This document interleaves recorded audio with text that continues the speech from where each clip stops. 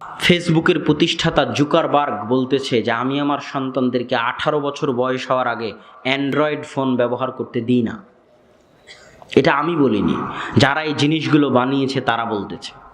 আর আপনি আপনার ছেলে 5 এ প্লাস পেলে একটা মোবাইল কিনে দিয়েছেন, একটা গেম খেলার জিনিস কিনে দিয়েছেন, ভিডিও গেম খেলার।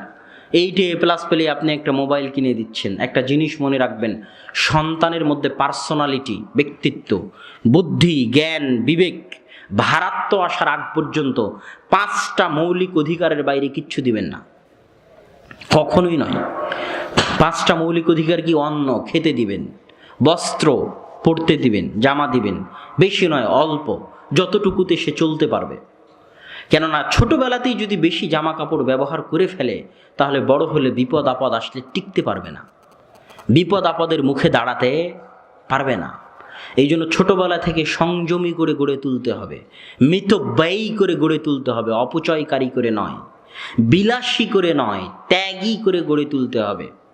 না হলে সন্তান জীবনে সফল হতে পারবে না। যারা সোনার চামচ নিয়ে বড় হয়, সোনার চামচ মুখে নিয়ে, এরা জীবনে কমই সফল হয়। আর যারা কঠোর পরিশ্রম এবং ত্যাগের মাধ্যমে বড় হয়, এরাই জীবনে সফল হয়। কেননা পৃথিবীর বিপদ আপদ বাধার মুখে এরাই লড়াই করতে শিখে এবং লড়াই করা জানে। অন্ন, খাবার, বস্ত্র, পোশাক, বাসস্থান, থাকার জায়গা, চিকিৎসা, অসুখ বিসুখ হলে চিকিৎসা, শিক্ষা, পড়াশোনার খরচ, এর বাইরে অতিরিক্ত কিছু তার মধ্যে ব্যক্তিত্ব ভারাত্ম আসার আগ পর্যন্ত দেওয়া যাবে না। এই ভিডিও মোবাইল যদি আপনি দেন আর গর্ব করেন যে আমার ছেলে এখনই ইউটিউব চালাতে পারে, তো আপনার ছেলের ধ্বংস হওয়ার জন্য আর কিছু লাগবে না। আপনি একজন অসচেতন পিতা, আপনি একজন অসতর্ক পিতা, আপনার ছেলের ধ্বংস হওয়ার জন্য আর কিছু লাগবে না। এই জন্য 18-20 বছর বয়স হওয়ার আগ পর্যন্ত যত অভিভাবক আছে দিয়ে যদি থাকেন তো তওবা করেন, জোরপূর্বক ফিরিয়ে নেন। আপনি আবার পাল্টা অভিযোগ করেন যে আমার সন্তানকে আমি নিয়ন্ত্রণ করতে পারি না। করেন না অভিযোগ? কত অভিভাবক নেবেন? বেহিসাব অভিভাবক আছে যারা অভিযোগ করে আমার সন্তান আমার কথা শুনে না। কেন শুনে না জানেন? আপনার মধ্যে ব্যক্তিত্বের অভাব আছে, ভারাত্বের অভাব আছে, এই জন্য শুনে না। একজন ব্যক্তিত্ববান পিতার ঘটনা আপনাকে আজকে শোনাই, যে একজন ব্যক্তিত্ববান পিতা কেমন হয়, তাহলে বুঝবেন পরিবার কেমনে কন্ট্রোলে থাকে আর পরিবার কেমনে নিয়ন্ত্রণে থাকে। সহিহ বুখারীর হাদিস 4608 নাম্বার। আয়েশা রাদিয়াল্লাহু তাআলা আনহা বলতেছেন, সাকাতাত খিলাদাতুন, আমার গলার হার আমি হারিয়ে ফেলেছি, আমার গলার হার হারিয়ে ফেলেছি। মদিনায় আমরা ফিরবো যুদ্ধ থেকে এমতো অবস্থায়, আর এমন জায়গায় আমার গলার হার হারিয়ে ফেলেছি যেখানে পানির ব্যবস্থা নাই, আর এদিকে সালাতের সময় হয়ে গেছে। গলার হার হারিয়ে ফেলেছি, এমন জায়গায় হারিয়ে ফেলেছি যেখানে পানির ব্যবস্থা নাই, আর এদিকে সালাতের সময় হয়ে গেছে। তো একটা বিতিকিচ্ছিরি অবস্থা। সবাই আমার বাপকে দায়ী করতেছে যে তোমার মেয়ের গলার হার হারানোর কারণে আজকে আমাদের এই করুণ অবস্থা। তো আয়েশা রাদিয়াল্লাহু তাআলা আনহা বলতেছে যে ওয়াদা রাসূলুল্লাহ সাল্লাল্লাহু আলাইহি ওয়াসাল্লাম সানা রাসাহু ফি হিজরি রাকিদান, রাসূল সাল্লাল্লাহু আলাইহি ওয়াসাল্লাম তার মাথাটা আমার উরু রানের উপর দিয়ে শুয়ে আছে। কে শুয়ে আছে? মুহাম্মদ সাল্লাল্লাহু আলাইহি ওয়াসাল্লাম, পৃথিবীর সর্বশ্রেষ্ঠ নবী এবং সর্বশ্রেষ্ঠ রাসূল। কার উরু রানের উপর মাথা দিয়ে শুয়ে আছে? যারা সর্বশ্রেষ্ঠ নারী তাদের একজন। আয়েশা রাদিয়াল্লাহু তাআলা আনহা হাদিসের পণ্ডিত, ফিকহের পণ্ডিত, চিকিৎসা শাস্ত্রের পণ্ডিত, আরবি কবিতার পণ্ডিত, তাফসিরের পণ্ডিত। সাহাবীরা যখন কোনো ফতোয়া বুঝতে পারতেন না তখন তাকে জিজ্ঞেস করতেন। এমন জ্ঞানী, বিদুষী, পাণ্ডিত্যপূর্ণ একজন নারী, রাসূল সাল্লাল্লাহু আলাইহি ওয়াসাল্লামের স্ত্রী, তার রানের উপর মাথা দিয়ে আল্লাহ রাসূল শুয়ে আছে। এবার আবু বকর রাদিয়াল্লাহু তাআলা আনহু তাঁবুতে চলে গেছেন, ওই খিমায়, যে খিমায় আয়েশা রাদিয়াল্লাহু তাআলা আনহা এবং রাসূল সাল্লাল্লাহু আলাইহি ওয়াসাল্লাম আছে।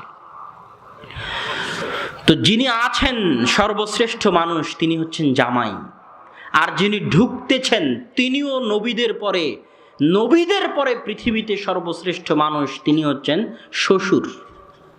আমাদের বাংলাদেশে যদি এরকম হয় যে শ্বশুর এমন অবস্থায় জামাই এবং মেয়েকে দেখেছে, তাহলে শ্বশুর মুখ ফিরিয়ে নিয়ে চলে যাবে।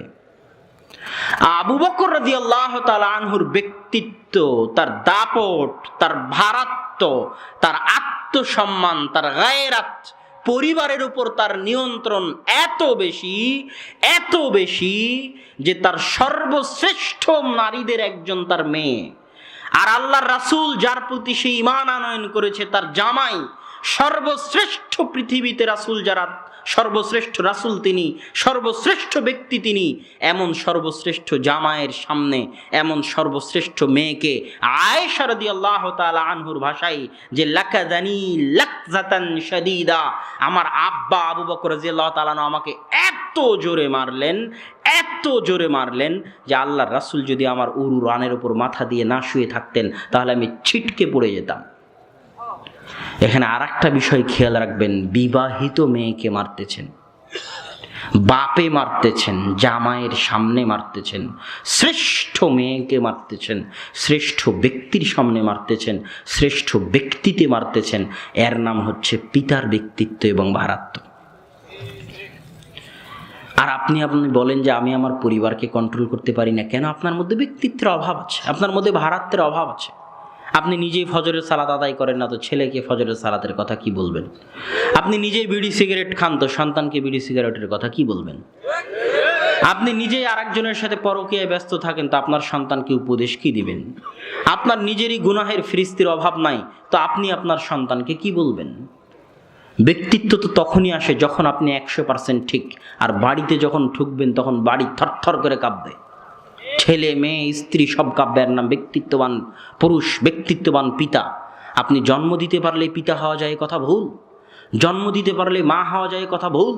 যে দায়িত্ব পালন করতে পারে, সন্তানকে আদর্শ আদব কায়দা শিখাতে পারে, শিখাতে না পারলে পিটাতে পারে, এমন যার মধ্যে ব্যক্তিত্ব আছে, ভারাত্ব আছে, সেই পিতা, সেই মা। আপনার মেয়ে বেপরদা হয়ে ঘুরে বেড়ায়, আপনি যদি তাকে কিছু বলতে না পারেন তাহলে আপনি একজন ব্যর্থ পিতা, আপনি সফল পিতা নন।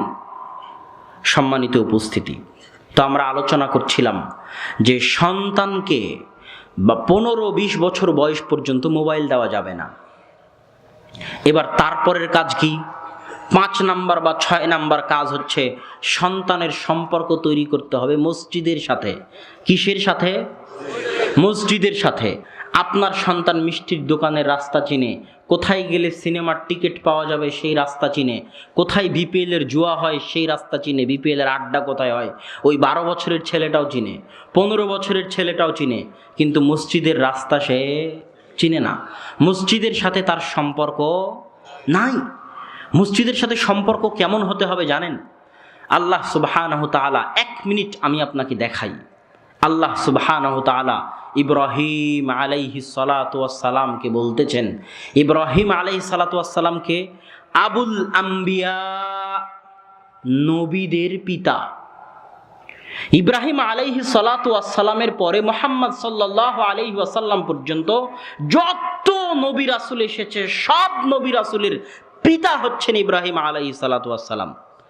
ইব্রাহিম আলাইহিস সালাতু ওয়াস সালামের পরে দুনিয়াতে এমন কোনো নবী রাসূল আসেননি যার পিতা ইব্রাহিম নন। এত মহান ব্যক্তি আবুল আম্বিয়া, নবীদের পিতা, তাকে আল্লাহ বলতেছেন ইব্রাহিম তাহির বাইতি লিত তাইফিন, ইব্রাহিম কাবা ঘর ঝাড়ু দাও, কাবা ঘর মুছো, কাবা ঘর পরিষ্কার করো। বাপ বেটা মিলে, মানুষ যে নাকের সিগান পোটা ফেলে গেছে, নাকের ময়লা ফেলে গেছে, ওটা বাপ বেটা মিলে পরিষ্কার করো। মানুষের পা থেকে যে ময়লা কাবা ঘরে ঝরে পড়েছে, ওটা বাপ বেটা মিলে পরিষ্কার করো। তোমরা বাপ বেটা মসজিদের খাদেম, মসজিদ পরিষ্কার করা তোমাদের কাজ।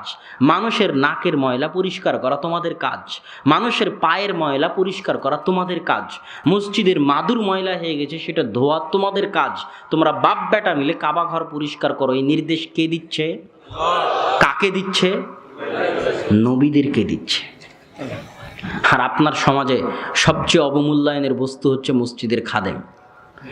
চেয়ারম্যান সাহেব, আপনাকে মসজিদ পরিষ্কার করতে হবে, মন্ত্রীকে মসজিদ পরিষ্কার করতে হবে। মসজিদের সাথে সম্পর্ক মানে এটা। ঈসা আলাইহিস সালাতু ওয়াস সালামের মা মারিয়াম আলাইহিস সালাতু ওয়াস সালাম, তার কাজ কি ছিল? বাইতুল মাকদেসে বসে বাইতুল মাকদেস পরিষ্কার করা, এটাই তার কাজ ছিল। পৃথিবীর সর্বশ্রেষ্ঠ নারীদের একজন, সর্বশ্রেষ্ঠ নবীদের একজন নবীর মা তিনি। মারিয়াম শব্দের অর্থ ইবাদতকারিণী, যার পবিত্রতার বর্ণনা আল্লাহ আসমান থেকে কোরআনে অবতীর্ণ করেছে। এমন একজন মহিয়সী নারী, তার কাজ কি? মসজিদ ঝাড়ু দেওয়া।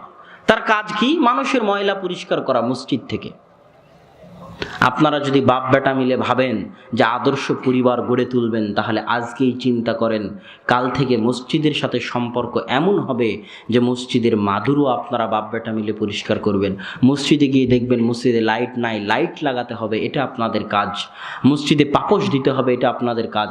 মসজিদের বাথরুম আপনাদেরকে পরিষ্কার করতে হবে, এটা আপনাদের কাজ। এটা নবী রাসূলের কাজ। যখনই মসজিদের সাথে আপনার সম্পর্ক এমন হয়ে যাবে, তখন মসজিদ যখন নিজের বাড়ির মতো মনে করতে পারবেন, মসজিদ যখন নিজের ঘরের মতো মনে করতে পারবেন, তখন পরিবার আদর্শবান হবেই হবে, হতে বাধ্য ইনশাআল্লাহ।